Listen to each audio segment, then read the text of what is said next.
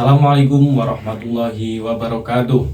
Kenalkan, nama saya Ahmad Irfan, mahasiswa STAINU Purworejo dari program studi Pendidikan Agama Islam semester 4B. Pada kesempatan kali ini, saya akan membahas sebuah kajian penting yang berkaitan dengan dinamika pikiran dan pergerakan Islam di Indonesia yang berjudul Salafi, Ikhwanul Muslimin, Hizbut Tahrir, studi gerakan Islam global di Indonesia. Mari kita bersama-sama menelusuri akar sejarah, pemikiran dasar, serta peran gerakan-gerakan ini dalam konteks sosial, politik, dan keagamaan di Indonesia. Dalam perjalanan sejarah Islam, berbagai gerakan muncul untuk menjawab tantangan zaman. Di antara yang paling menonjol adalah Salafi, Ikhwanul Muslim, dan Hizbut Tahrir. Tiga wajah dari gerakan Islam global yang juga menjejak kuat di bumi Indonesia.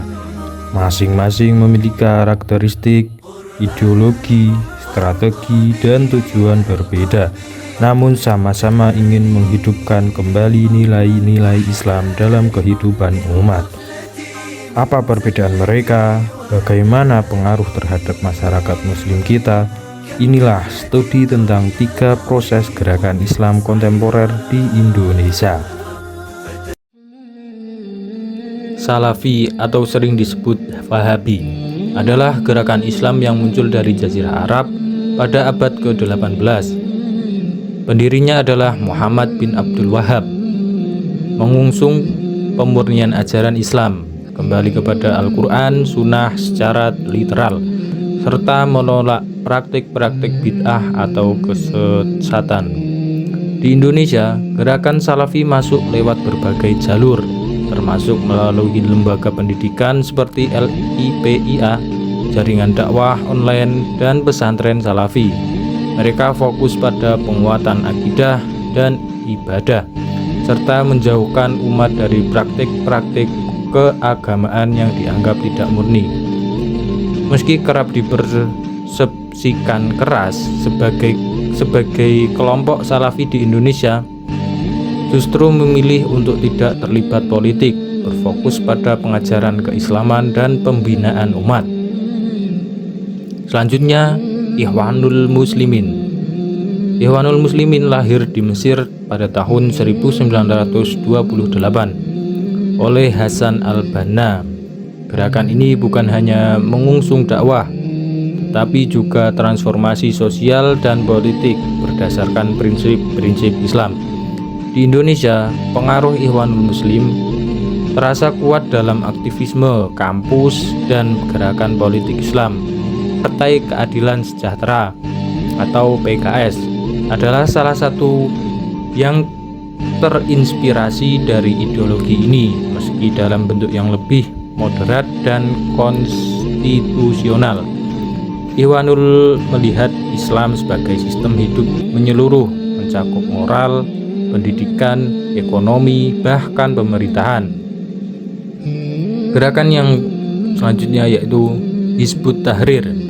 Hizbut Tahrir adalah gerakan yang berdiri di Yerusalem pada tahun 1953 yang didirikan oleh Taqiyuddin An-Nabhani. Fokus utama Hizbut Tahrir adalah mendirikan kembali Khilafah Islamiyah. HT atau Hizbut Tahrir tidak ikut serta dalam sistem demokrasi dan pemilu, melainkan menyebarkan ide-idenya melalui pengkaderan dan diskusi pemikiran. Di Indonesia, HTI aktif dalam berbagai kegiatan intelektual dan kampus hingga akhirnya dibubarkan pada 2017 oleh pemerintah. Bagi Hizbut Tahrir, dunia Islam harus disatukan kembali di bawah kepemimpinan tunggal khilafah. Tapi ide ini sering menuai kontroversi dalam konteks negara nasional seperti Indonesia. Perbandingan dari tiga golongan tersebut, yaitu gerakan ini lahir dari semangat yang sama, menghidupkan kembali kejayaan Islam, tapi metode mereka sangat berbeda. Salafi fokus pada tauhid, Ikhwan Muslimin fokus pada reformasi sosial politik, dan HTI atau Hizbut Tahrir fokus pada pemerintahan khilafah.